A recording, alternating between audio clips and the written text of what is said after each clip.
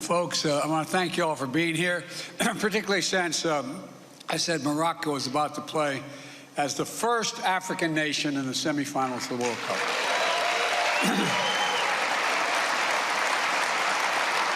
Distinguished heads of state, leaders of regional and global institutions, and of course, representatives of more than 300 companies, African and American.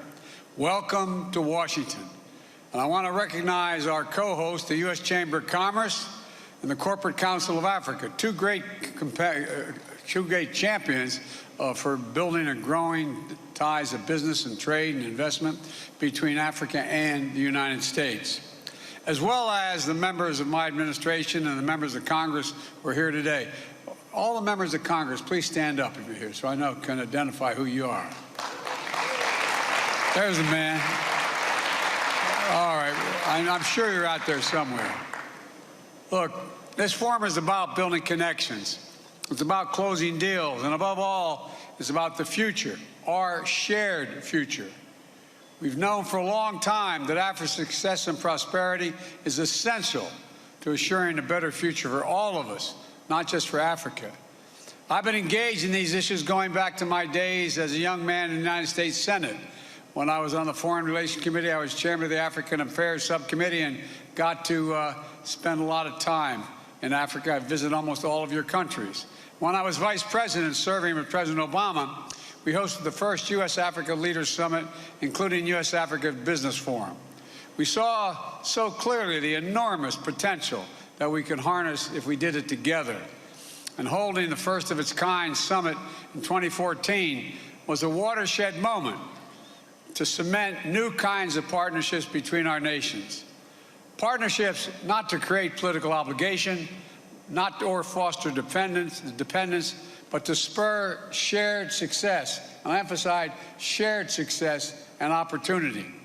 Because when Africa succeeds, the United States succeeds. Quite frankly, the whole world succeeds as well.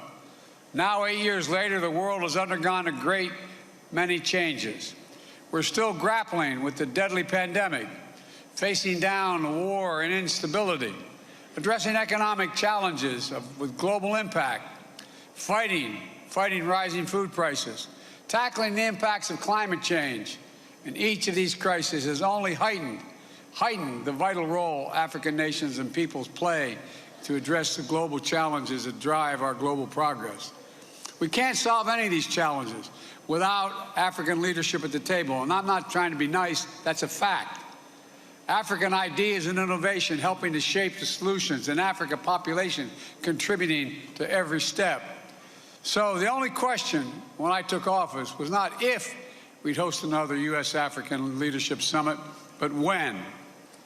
My administration's engagement with Africa and the priority we place on these relationships began on day one. We've been working steadily with regional diplomacy and investments to demonstrate our commitment. We harnessed decades of cooperation through PEPFAR and President's Malaria Initiative and other partnerships in global health security to help save lives and combat COVID-19. The United States delivered 231 million doses of vaccines to 49 countries across Africa, and worked together with you to get the vaccines into the arms in hard-to-reach communities. Critically, we invested in Africa's capacity to manufacture its own vaccines, diagnostics, and therapeutics so Africa can meet its own needs and contribute to the global supply chain. And even as we work to end COVID-19, we continue building stronger health systems and institutions and accelerating efforts to achieve universal health coverage, to make sure we're better prepared to tackle the health challenges, including the next pandemic, and there surely will be one. We also advanced our commitment to strengthen food security, including expanding the Feed the Future program to partner with 8 additional African countries. And I'll be speaking more tomorrow about this effort to both address the immediate food crisis and strengthen the food system in Africa for the long term. We're taking on climate crisis, prioritizing not just energy transition in America, but in nations of all of Africa. and meeting the urgent needs of countries to adapt to the climate impacts that are already here. Just last month, I traveled to COP27 in Egypt, where I announced $150 million in an effort to support adaptation efforts in Africa, a down payment of my commitment to provide $3 billion annually to global adaptation efforts for 2024. And in a year that has seen elections across Africa, we've worked together with the African Union to strengthen democracy and the core values that unite our people, all our people, especially young people: freedom, opportunity, transparency, good governance. Now, you might be thinking, this is a forum dedicated to deepening business ties and advancing two-way trade investments between Africa and the United States. Why is Biden talking so much about all these other areas? Well, it's because Africa's economic transition depends on good government, healthy populations, and reliable and affordable energy. These things business seeks out when they're looking to invest. They attract new opportunities, and they launch new partnerships. And the United States is committed to supporting every aspect of Africa's inclusive growth and creating the best possible environment for sustained commercial engagement between Africa companies and American companies. The United States is all in on Africa's future. And the work we've done over the past 2 years, building on decades of vital investments made under previous American presidents, has helped make possible the critical steps that I'm about to announce. First, the United States is signing a historic memorandum of understanding with the new African Continental Free Trade Area Secretariat. This MOU will unlock new opportunities for trade and investment between our countries and bring Africa and the United States even closer than ever. This is an enormous opportunity for Africa's future, and the United States wants to help make those opportunities real. We're finally implementing the African Continental Free Trade Area. It will represent one of the largest free trade areas in the world, 1.3 billion people, and a continent-wide market totaling $3.4 trillion. And with the new MOU, we're doing things correctly, enshrining protection for workers, both across Africa and in the United States, looking out for small and medium-sized entrepreneurs and enterprises to make sure they have a fair shot to compete, lifting up opportunity for women-owned businesses, diaspora-owned businesses, and businesses owned by members of historically underserved communities, and supporting and investing in continent's vibrant and growing urban economies. Together, we want to build a future of opportunity where no one is left behind. Second, we're investing to facilitate greater regional trade within Africa, including by investing in infrastructure. Today, the Millennium Challenge Corporation signed its first ever regional transport compact with the governments of Benin and Niger. This compact will invest $500 million to build and maintain roads, put in place policies that reduce transportation costs, making it easier and faster for ships to ship goods from the port of Cotonou to neighboring landlocked countries. Since the start of my administration, the MCC has announced new investments of nearly $1.2 billion in Africa.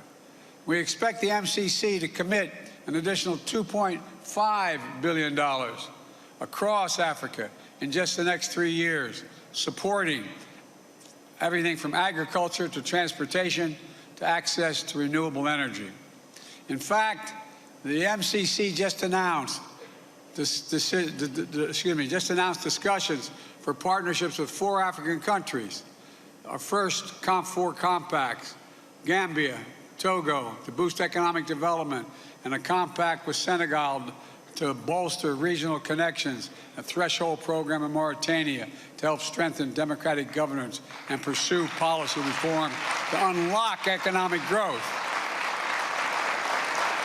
These MCC investments are part of the work we're doing worldwide through the Partnership for Global Infrastructure and Investment. I propose this initiative together with the rest of the G7 to help fill the need for quality, high-standard infrastructure in Africa and in low-income and middle-income countries around the world. And at the G7 meeting earlier this year, we announced our intention to collectively mobilize $600 billion in the next 5 years. Today's announcement joined a portfolio of Partnership for Global Infrastructure and Investment projects already underway in Africa, including mobilizing $8 billion in public and private finance to help South Africa replace coal-fired power plants with renewable energy sources and develop cutting-edge energy solutions like clean hydrogen. A deal worth $2 billion to build solar energy projects in Angola. $600 million in high-speed communications cable that will connect Southeast Asia to Europe via Egypt and the Horn of Africa and help bring high-speed internet connectivity to countries all along the way. The bottom line is simple. Trade runs on reliable infrastructure to support and secure resilient supply chains. And improving Africa's infrastructure is essential to our vision of building a stronger global economy that can better withstand the kinds of shocks that we've seen in the past few years. Third, we're continuing to support innovation and entrepreneurship across Africa, investing in Africa's people. Developing human capital alongside physical infrastructure is another core aspect of the Partnership for Global Infrastructure and Investment. Today, I'm announcing that the U.S. International Development Finance Corporation is investing nearly $370 million in new projects, $100 million to increase the reliable, clean energy for millions of people in sub-Saharan Africa, $20 million to provide financing for fertilizer to help smallholder farmers, particularly women farmers, increase the yields of their crops, $10 million to support small and medium-sized enterprises that help bring clean drinking water to communities all across the continent, just to name a few examples.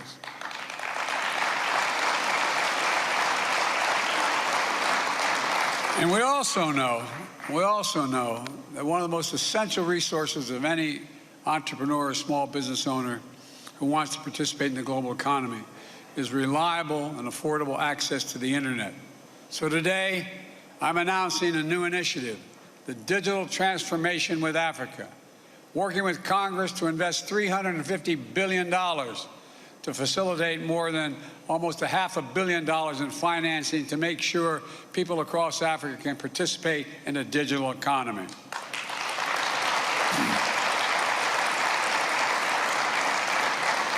That includes partnerships like new collaboration between Microsoft and VSAT to bring in internet access to 5 million Africans, part of Microsoft's commitment to bring access to 100 million people across Africa by the end of the year 2025. That means programs to train African entrepreneurs with a focus on women entrepreneurs to code and build skills that need to start their own businesses, to secure good-paying jobs and with technology firms. And this will include partnerships between African-American companies to provide cybersecurity services to make sure Africa's digital environment is reliable and secure. That brings me to my final announcement. I said at the top of this forum about closing deals, and we've delivered. So let's give you a few highlights from the deal room to the benefits they will deliver to Africa.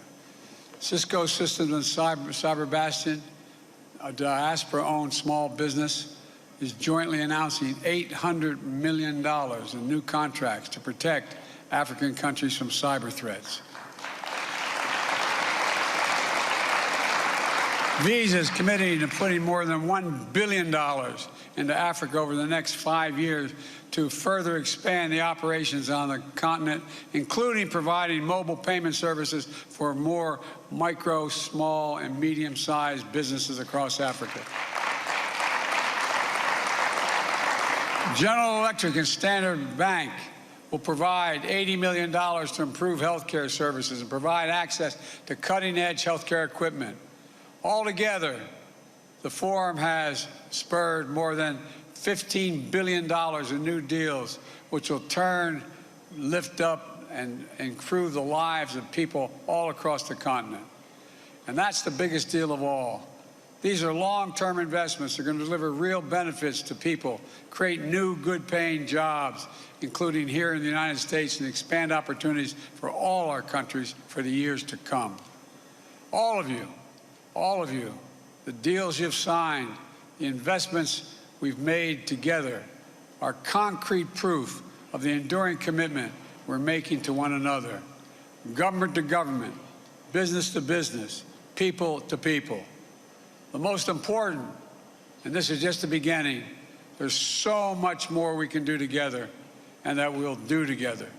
So thank you for your participation today, for being part of another historic U.S.-African Leaders Summit.